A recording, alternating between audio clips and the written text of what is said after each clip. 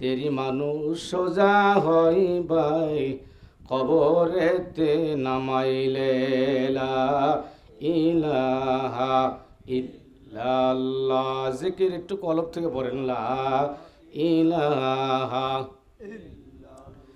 লা ইলাহা ইল্লাল্লাহু মুহাম্মাদুর রাসূলুল্লাহ।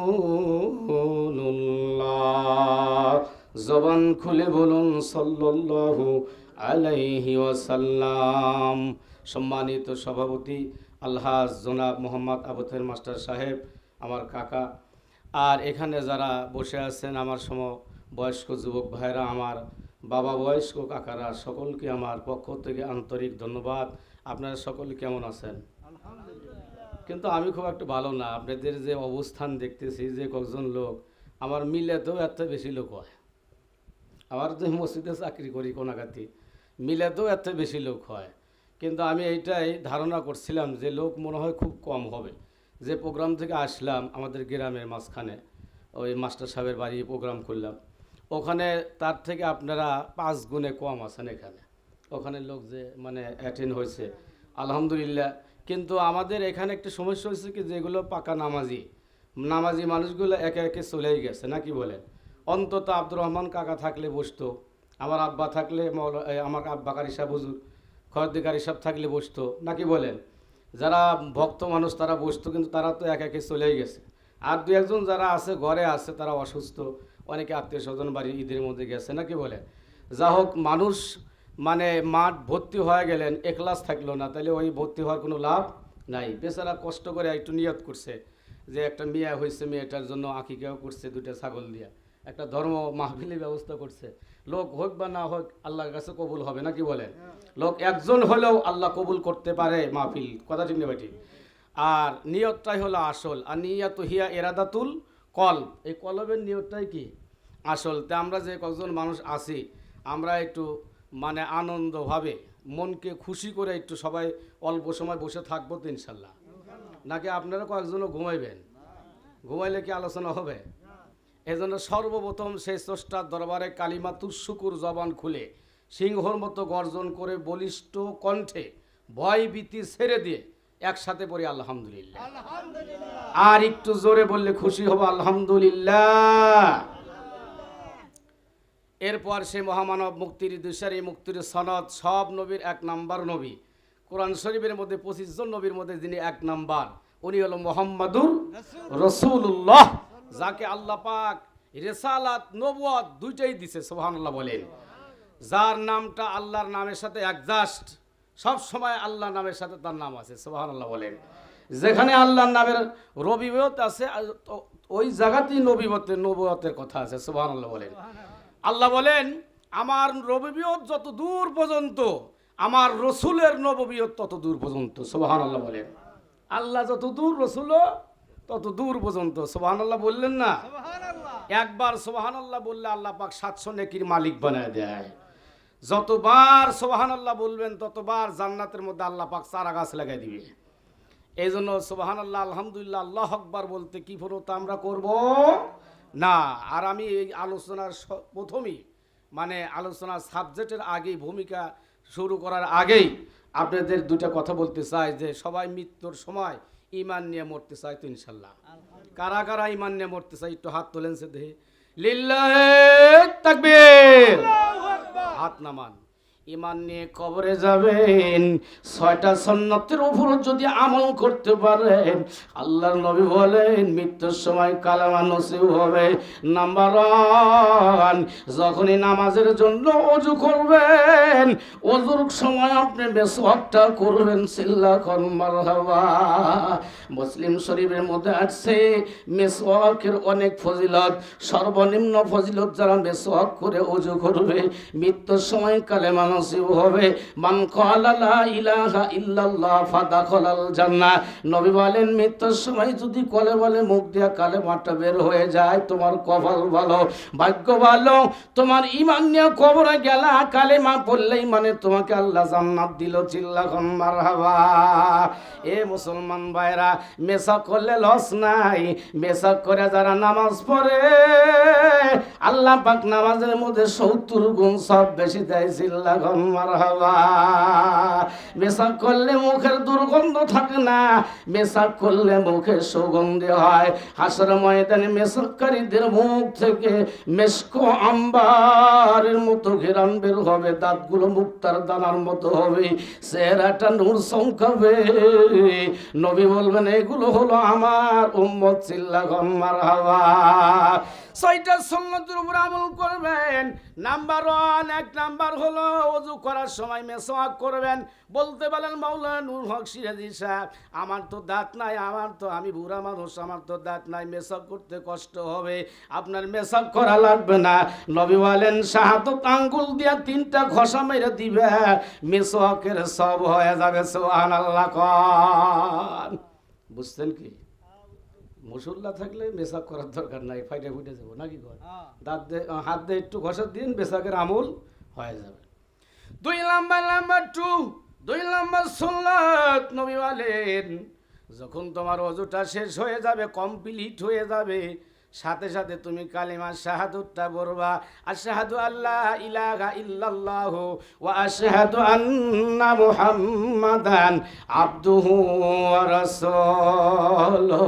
কালিমা শাহাদাতটা পড়বেন আসমানের দিকে তাকায়। আল্লাহর নবী কয় আসমান জমিনের মধ্যে ফাঁকা জায়গাগুলো আমি আল্লাহ সব দিয়ে ভরপুর করে দেই। চিল্লাখন মারহাবা। এ মুসলমান ভাইরা আমার, এরপর কি আমল করবেন? 3 নাম্বার সুন্নতের আমল হলো নবী বলেন যখন আজান শুরু হয়ে যায়, আজানের জবাবগুলো সুন্দর করে তোমরা দিয়ে দিবা। বলতে পারেন হুজুর আজানের জবাব আবার কেমনে দিবা? আমরা তো মাসালা জানি না। মূর্খ সূর্খ মানুষ, মাদ্রাসা স্কুলে পড়ি নাই, ভার্সিটিতে যাই নাই, বুয়েটে যাই নাই, ঢাকা বিশ্ববিদ্যালয়তে পড়ি নাই, রংপুর কলেজে তো পড়ি নাই। এ বাবা শোনেন, আপনি 3 নাম্বার সুন্নত কি জানেন? আজানের জবাব দিবেন। মুয়াজ্জিন সাহেব যে শব্দগুলো বলে আল্লাহু আকবার, আল্লাহু আকবার, আশহাদু আল্লা ইলাহা ইল্লাল্লাহ, আপনি এই জবাবগুলো, এই মুয়াজ্জিনের শব্দগুলো আপনি বলবেন। সুবহানাল্লাহ কর। কিন্তু এখানে মাসালা আছে। মুয়াজ্জিন সাহেব যখন বলবে হাইয়া আলাস সালাহ, হাইয়া আলাস সালাহ, আপনি বলবেন লা হাওলা ওয়ালা কুওয়াতা ইল্লা বিল্লাহ। মুয়াজ্জিন সাহেব যখন বলবে হাইয়া আলাল ফালাহ, হাইয়া আলাল ফালাহ, আপনি বলবেন লা হাওলা ওয়ালা কুওয়াতা ইল্লা বিল্লাহিল আলিয়্যুল আযীম। 3 নাম্বার সুন্নত আজানের জবাব দিবেন। এরপর যদি আজানের দোয়াটা মুখস্থ থাকলে আপনি বলবেন আল্লাহুম্মা রাব্বা হাযিহিদ দাওয়াতিত তাম্মা ওয়াস সালাতুল কাইমাতি মুহাম্মাদানিল ওয়াসিলাতিল ফাদিলা ওয়া বা'আসহু মাকামান মাহমুদান আল্লাযী ওয়া'তা ইন্নাকা লা তুখলিফুল মিয়াদ। এই দোয়াটাও যদি মুখস্থ না থাকে, আপনি অন্তত রাসূলের উপর দরুদ শরীফ পাঠ করবেন, পারবেন তো ইনশাআল্লাহ। এই যে আল্লামা আজিজুল হক সাহেবের সন্তান আল্লামা মামুনুল হক সাহেব এত বড় আলেম কেমনে হলো? এত সুখ্যাতি কেন হলো? এত পরিচিত কেমনে হলেন? ওনার মা ছিলেন একজন দিনদারি। সুবহানাল্লাহ খান। মা যদি ভালো হয় সন্তান ভালো হয়, বাবা যদি ভালো হয় সন্তান ভালো হয়, বাবা যদি নুচ্চা হয় সন্তান অন্তত নুচ্চামি করার চেষ্টা করে। কথা ঠিক কিনা? বাবা যদি চোর হয় সন্তান অবশ্যই চুরি করার চেষ্টা করে। কিন্তু কিছু পরিবার আছে বাবা চোর সন্তান ভালো হয়। কথা ঠিক কিনা? কিন্তু বাবার মতোই হয় অধিকাংশ। কথা ঠিক নেবা ঠিক? এ মুসলমান ভাইরা আমার, এই জন্য অন্তত দরুদ শরীফ পাঠ করবেন। 3 নাম্বার সুন্নাত মুখস্থ করে নিয়ে যাবেন। শুধু আর শোনাই উদ্দেশ্য না, মুখস্থ করে নিয়ে আমল করবেন। 4 নাম্বার সুন্নত, যখন ফরজ নামাজ শেষ হয়ে যায় আয়াতুল কুরসি পড়ে আস্তাগফিরুল্লাহ পাঠ করে একটা দোয়া পড়বেন, রব্বানা হাব লানা মিন লাদুনকা রাহমাহ। পড়া যাবে না ইনশাআল্লাহ? মুখস্থ হবো না তো। কয় হুজুর ব্যাগ কিছু বুঝিয়েছে, ডিএস RS, দাগ নাম্বার, খতিয়ান নাম্বার সব বুঝি, কিন্তু এই যে এগুলো মুখস্থ হয় না হুজুর। মানে কিছু খুব চেষ্টা করি দোয়া মুখস্থ করি, হয় না। মানে কলমটা নষ্ট। কলমটা কি নষ্ট? যার কলম যত ভালো দেখবেন মুখস্থ তার তত বেশি। এই যে আমার এক ভাইজানের সন্তান হাফেজ হয়েছে ভিটায়, আব্দুল সোবান ভাইয়ের সন্তান, ছোট মানুষ হাফেজ হয়েছে, অন্তর ভালো, এই জন্য হাফেজ সাহেব হয়েছে। হাফেজ সাহেব সবাই হতে পারে না, আলেম সবাই হতে পারে না।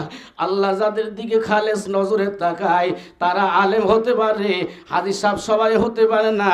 আল্লাহর রহমতের নজর দিয়া তাদেরকে তাকায়, তারাই হাজি হতে পারে। সুবহানাল্লাহ কোন। এই জন্য আপনাদের 4 নম্বর সুন্নত হলো এই দোয়াটা বলবেন ইনশাআল্লাহ। 5 নম্বর সুন্নত কি জানেন? ভালো করে কান ফেলে শোনেন, গভীর মনোযোগ দিয়ে শোনেন। আজকে আমার বাড়ির উপর সবাই, আজকে অন্য জায়গায় যাই নাই, আজকে একটু জোর সরে বলতে চাই। 5 নাম্বার সুন্নত কি জানেন? আমি যে মুসলমানের ঘরে জন্ম নিছি, এটা আমার শুকরিয়া আদায় করা দরকার আছে কি নাই? আমি তো সনাতন ধর্মে জন্ম হতে পারতাম, নাসারা হতে পারতাম, খ্রিস্টান হতে পারতাম, আমি সারাল হতে পারতাম, ডোম হতে পারতাম, মাঝি হতে পারতাম। আল্লাহ তা না বানায়া মুসলমানের ঘরে জন্ম দিছে, এটা আমার শুকরিয়া। সুবহানাল্লাহ কোন। আস্তে কোন সুবহানাল্লাহ। গরুর গোস্ত খাইতেছেন তাও কি শক্তি হইতেছে না? বাহ, সুবহানাল্লাহ কোন। সাউইস কি সুবহানাল্লাহ। মনে হয় যে কেবল মানে 28 তারিখ রমজান মাসের। জোরে কোন সুবহানাল্লাহ। সুবহানাল্লাহ। বাংলাদেশে কি পুলিশের আর টেনশন আছে? এ মুসলমান, ছোট্ট একটা ঘটনা বলি। আমাদের হাটহাজারী মাদ্রাসার ওস্তাদ, সুনাম ধন্য ওস্তাদ বুজুর্গ, যার চেহারার দিকে তাকাইলে গায়ের লোমগুলো দাঁড়া যায়। আল্লামা বাবুনগরীকে এক পুলিশ অফিসার ধরিয়া দাড়ি টান মেরে কয়, হুজুর আপনার দাড়ি কাশি দেয়া কাইটা দিমু। হুজুর কয়, আল্লাহর নবীর সুন্নতের সাথে বেয়াদবি করিস না, আল্লাহ ছাড় দেয়, কোনোদিন ছেড়ে দেয় না। আল্লাহ ছাড় দেয়, ছেড়ে দেয় না। দিছে কে?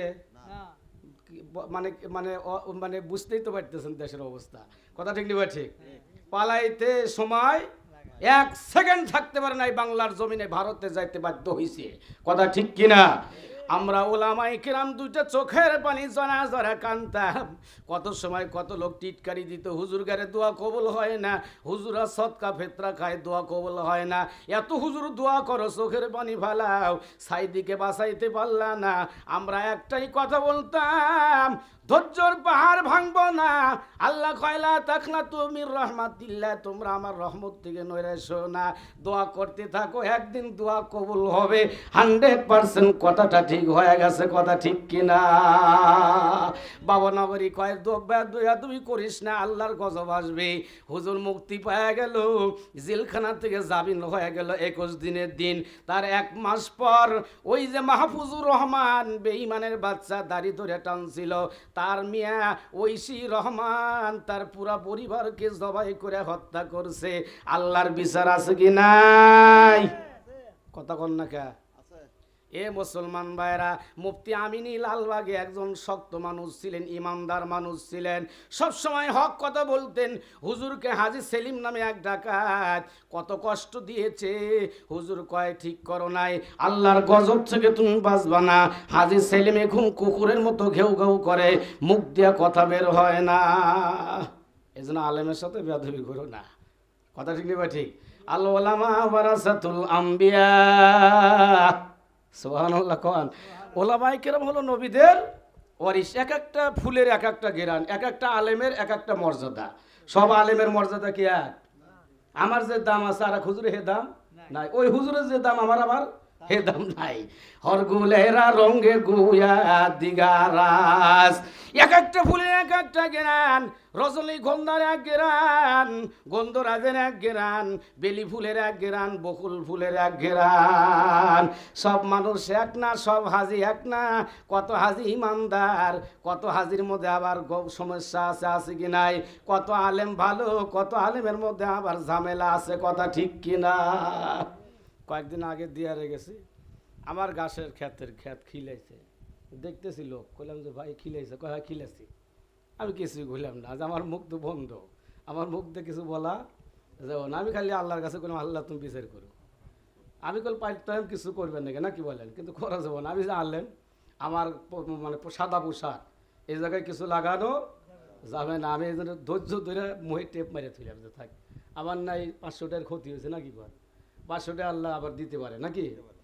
ধৈর্যর পাহাড় হন, ধৈর্যর পাহাড় হন। যাই হোক, আমি দীর্ঘ কথা বলবো না। মামা আসছে, খানা পিনা করতেছে, অল্প কয়েক আধা ঘন্টা টাইম আমি কথা বলবো। 6 নাম্বার সুন্নত কি জানেন? ভালো করে শোনেন।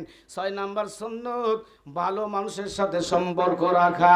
হাদিস শব্দের সাথে সম্পর্ক করেন, ওলামায়ে কেরামের সাথে সম্পর্ক করেন, আল্লাহ ওয়ালাদের সাথে টোপলা বন, আল্লাহ ওয়ালাদের সাথে লাগান।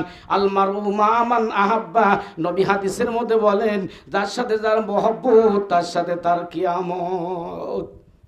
গাঁজাখোরের সাথে সম্পর্ক হয়, কলে বলে যদি গাঁজাখোর জাহান্নামে যায়, তোমারও কি জাহান্নাম। আর যদি চোরের সাথে সম্পর্ক হয়, চোরও যেখানে যাবো তুমিও এখানে যাবে। এই জন্য ভালো মানুষের সাথে থাকা নেবো নাকি কর। যতই ভুলটামি করো, যত অর্থ সম্পদের মালিক তুমি হও না কেন, নামাজ মাপ নাই। এই যে হাজির সাহেব আমার কাছে আছে, কাকা কয় নামাজ মাপ নাই। আসসালাতু মিফতাহুল জান্নাহ, জান্নাতের চাবি হলো নামাজ। আউয়ালু মা ইউহাসাবু বিহিল আবদু ইয়াউমাল কিয়ামাতিস সালাহ। এটা কি আমার বাপের কথা না হাদিসের কথা? সুবহানাল্লাহ কইলেন না? হাসরের ময়দানে সর্বপ্রথম নামাজের হিসাব হবে। এই যে কুরবানি ঈদ গেল, কত মানুষ কুরবানি দিল, এই কুরবানিকারীরা নামাজ পড়তে গেল না। কথা ঠিক না ভাই? ঠিক। কোরবানি দেওয়া তো খুব বুঝলে, ওটা খাওয়া যায়, আর নামাজ পড়লি যে কিছু দেয় না, এই জন্য নামাজ পড়তে যাও না। কিন্তু যদি এটা বাকি হয়, মরে গেলে এই কবরে তোমার আল্লাহ পাক নিয়ামত দিতে শুরু করবে। কথা ঠিক কিনা? কোরবানি দিতে রাজি বাংলাদেশে মানুষ, নামাজ পড়তে রাজি নাই। 3 লাখ 4 লাখ টাকা কোরবানি নিয়ে এসে গলার হাতে মালা দেওয়া ঝুলায় কয় অমুক আজি সাহেবের গরু, অমুক মাস্টার সাহেবের গরু, অমুক নেতার গরু। কথা ঠিক নেবা? ঠিক। এইগুলো কি আল্লাহ চাইছে? তুমি যদি 10,000 টাকার কোরবানি দাও, নিয়তটা সহি করো, হাবিলের মতো কোরবানিটা কবুল হয়ে যাবে। হাবিল কোরবানি দিছে, পাহাড়ে নিয়ে রাখছে, সাদা আগুন আইসা জ্বালায়া ভস্ম করে দিছে, কোরবানি কবুল। সুবহানাল্লাহ কোন। তারা খেতে পারে নাই, তারপরে মনে কষ্ট নেয় নাই। আল্লাহ কয় তোমাদের খেতে দিলাম, তারপরও তো তোমাদের ঈমান ঠিক হচ্ছে না। লাইয়ানালাল্লাহু লুহুমুহা ওয়ালা দিমাউহা ওয়ালাকিন ইয়ানালুহুত তাকওয়া মিনকুম। যাই হোক, আমি আজকে এখানে আলোচনার সাবজেক্ট রাখছিলাম হলো পিতামাতা। সুবহানাল্লাহ খন। ওই যে শাস্তু ভাইকে বলছিলাম যে আমি পিতামাতা সম্পর্কে আলোচনা করবো। এতক্ষণ যে বললাম, একটু আপনাদেরকে একটু সাইজ আনলাম। সুবহানাল্লাহ খন। এগুলো দরকার আছে নাকি কন? এখন আমার